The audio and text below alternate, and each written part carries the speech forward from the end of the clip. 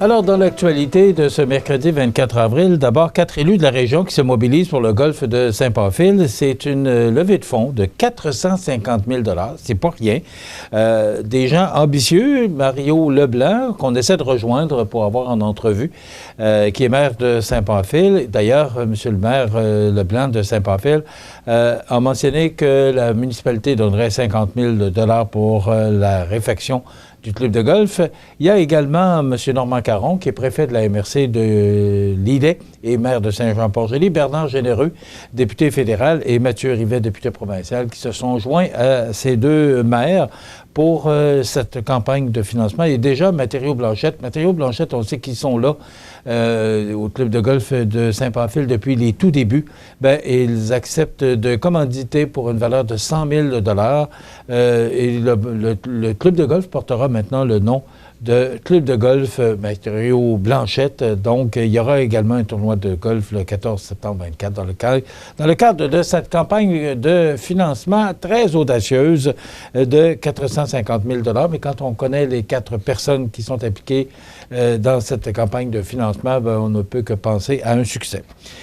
200 personnes qui ont été invitées à l'espace citoyen. On les a remerciés. Ce sont 200 bénévoles qui font partie de notre communauté, qui sont tellement importants pour notre communauté. Donc, la Ville de Montmagny, chaque année, prend le temps de remercier ces gens qui participent au succès de notre communauté. Un concours international Montmagny Vol Direct, une initiative de la MRC qui vise à attirer des artistes amateurs du monde entier pour un séjour dans la région, rien de moins, du monde entier. Ça a été vraiment un succès, alors qu'on a reçu plus de 80 candidatures et on en attendait 50. Alors, c'est vraiment un succès. Alors maintenant, on va passer des entrevues, il va y avoir un jury et les finalistes auront l'opportunité de venir dans la région l'automne prochain où tout sera pris en charge, du billet d'avion à l'hébergement, en passant par les activités et la restauration. Et ces 20 personnes qui se sont jointes, dirais-je, à Annie Beaumont dimanche pour faire le ménage. Et il semblerait là, que ce soit surtout aux abords de la rivière du Vieux-Moulin, mieux connue sous le nom de la rivière des Vases, là, où il y avait le plus de détritus à ramasser. Bien, c'est sûr, c'est sur le bord de la route. Bien, il y a encore des gens qui jettent leur détritus, pour ne pas dire leur cochonnerie, excusez-moi, mais c'est comme ça. Alors, les gens ne font pas attention, c'est pas tout le monde, parce qu'il y a beaucoup de monde maintenant qui sont très sensibles à la pollution, puis qui contribuent. Il y a aussi des poubelles là, qui sont situées un peu partout en ville pour qu'on puisse jeter nos détritus à l'intérieur de ces poubelles. Mais il faut croire que, vous savez en farce, on dit toujours quelle est la définition d'une poubelle, c'est récipient autour duquel nous jetons nos déchets. Bien, c'est à peu près ça. Quand on voit le résultat là, de ces 20 personnes qui ont eu beaucoup d'ouvrages à ramasser ces déchets, bien, je pense qu'on a tout intérêt à faire attention pour que notre ville soit toujours aussi belle et de plus en plus belle. Bien, bravo à Annie Beaumont et bravo également attendez un petit peu, il y a un organisme, c'est le Comité de la famille des aînés de la Ville de Montmagny qui a soutenu Annie dans sa démarche. Bien, il y a un sondage qui a été publicisé dans le Journal de Québec ce matin, un sondage léger, qui donne 34 % toujours au Parti québécois. Il n'y a pas de changement avec le 18 mars 2024. M. Legault, qui, lui, a gagné 2 % avec 24 au lieu de 22. Pardon. Il y a M. Marc Tanguay, qui est chef par intérim du Parti libéral, qui a gagné 1 %, il avait 14, il est maintenant à 15.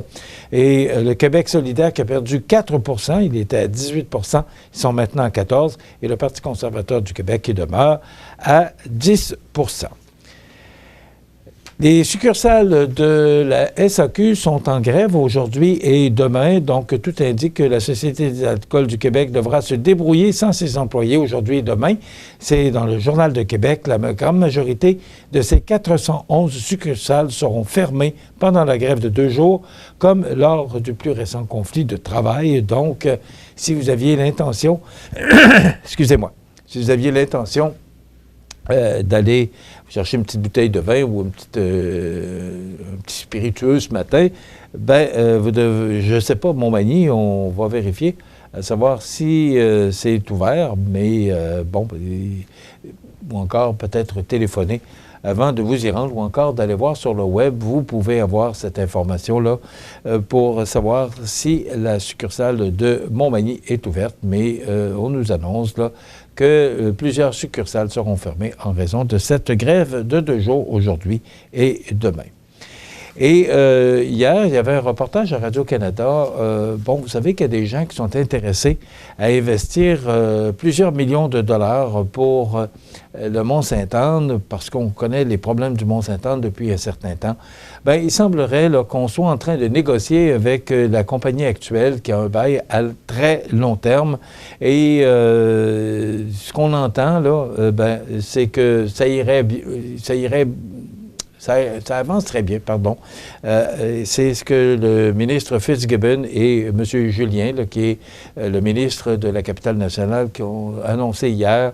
Alors, on sait qu'il y a un investisseur européen et Liberty Service qui est intéressé par l'investissement de plus de 100 millions et la communauté qui serait intéressée à mettre 120 millions de plus.